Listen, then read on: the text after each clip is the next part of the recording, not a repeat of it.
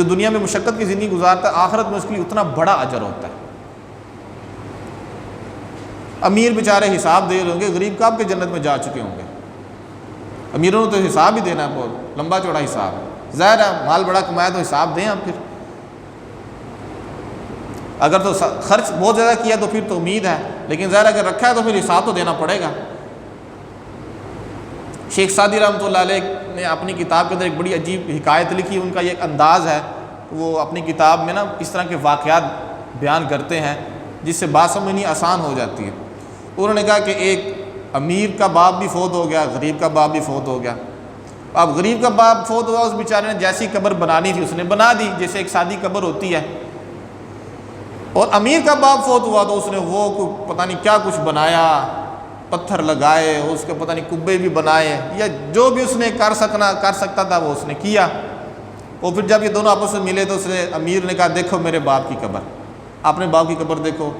ایک بالشت یا اس سے کچھ زیادہ مٹی کی، کوئی نام و نشان نہیں خاص۔ یہ دیکھو میرے ابا کی قبر، کتنے پتھر لگا ہوا ہے، کتنا اچھا قبہ بنا ہوا ہے، کتنی خوبصورت اس کی تعمیر کی گئی ہے۔ تو شیخ سعدی فرماتے ہیں وہ غریب کہنے لگا کہ تم نے اپنے ابے کی اتنی بڑی قبر بنا دی ہے، اتنا بڑا اس کے اوپر تم نے قبہ بنا دیا ہے، میرا ابے کی قبر تو چھوٹی سی ہے، وہ بیچارہ جلدی سے نکل کے جنت میں بھی جا چکا ہوگا، تیرا ابا بھی قبر سے ہی نکل رہا ہوگا،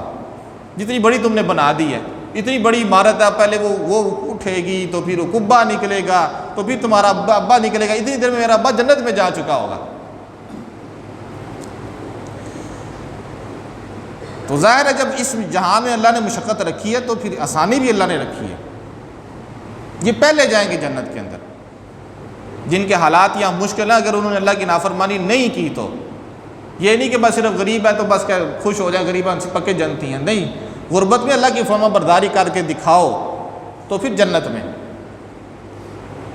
عام طور پہ ایسے ہی ہوتا ہے کہ جب بندہ مالدار ہوتا ہے تو مالداری کی وجہ سے وہ سرکش ہو جاتا ہے، مالداری سرکشی کی طرف لے کے جاتی ہے۔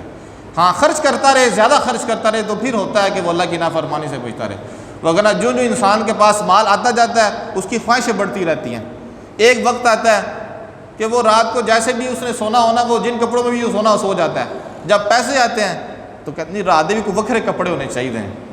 پھر یہ ذہن میں آتا ہے رات کے کپڑے الگ ہونے چاہیے، کوئی بڑے اچھے، پھر وہ اس کے لیے خریدتا ہے۔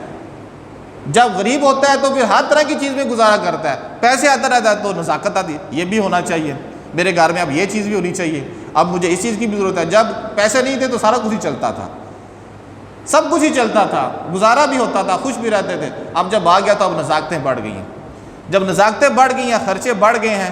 اب ظاہر ہے جب وہ خرچے کبھی پورے نہیں ہوتے تو پھر جھوٹ بھی بولتا ہے، پھر جو اسے بن پڑتا ہے کرتا ہے، اللہ سے گلے شکوے بھی کرتا ہے، کام اس نے خود خراب کیا، خواہشیں اتنی پال لی ہیں کہ اب خود تنگ ہو رہا ہے۔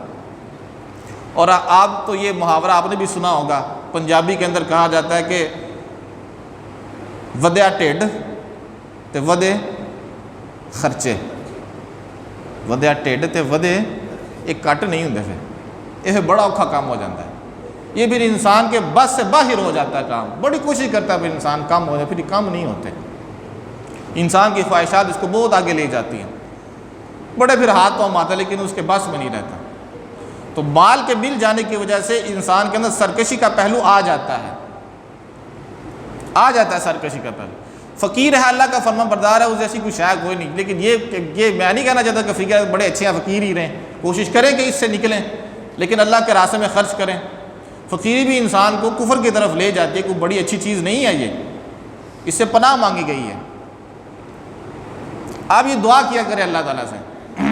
کہ اللہ ہمیں اتنا مال دے کہ ہم خوش ہو جائیں، اور ہم تیرے راستے میں اتنا خرچ کریں کہ تو خوش ہو جائے، ہمیں دے کہ ہم بھی خوش ہو جائیں، ہماری ضرورتیں پوری ہوں، ہمارے گھر والوں کی ضرورتیں جو ظاہر بنیاد وہ پوری ہو جائیں، ہمیں اتنا مال مل جائے کہ ہم خوش ہو جائیں، اور پھر ہم تیرے راستے میں بھی دیتے رہیں، اتنا دیں کہ تو بھی خوش ہو جائے، ہم بھی خوش ہو جائیں، تو بھی خوش ہو جائے۔ تو کمائیں، کوشش کریں۔ اصل جو چیز ہے جو سمجھانے کی ہے، جو جس کے اوپر قرآن نے بھی ضرب لگائی ہے کہ تم نے دنیا کو ترجیح نہیں دینی، ایک طرف دنیا ہے، ایک طرف اللہ کا فرمان ہے، دنیا کو ترجیح نہیں دینی۔ یہ ترجیح دینے والا معاملہ اللہ کو بڑا ناپسند ہے کہ تم نے میری بات کے اوپر دنیا کو ترجیح دے دی۔ فَأَمَّا مَن طَغَىٰ،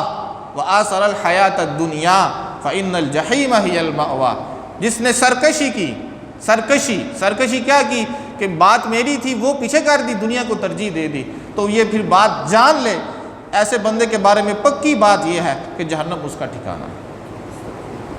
دنیا کو ترجیح نہیں دینی۔ ترجیح معاملہ جب کرتے ہیں تو پھر ظاہر اللہ ہے،